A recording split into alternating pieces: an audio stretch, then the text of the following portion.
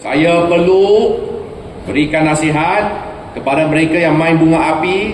Kini bunga api bukan saja dimainkan tahun baru Cina, Hari Raya Aidilfitri, Deepawali, semua sangat-sangat meriah. Tapi kena pastikan dia mesti wajib jauhi kawasan kediaman untuk mengelakkan risiko kebakaran, dan pastikan kanak-kanak sentiasa berada di bawah pengawasan orang dewasa. Jangan meletakkan pelabut, basikal, barangan yang tidak digunakan di laluan koridor, tangga kecemasan dan juga ruang laluan kondo, kerana ia boleh menghalang laluan kesebelasan ketika berlaku kecemasan.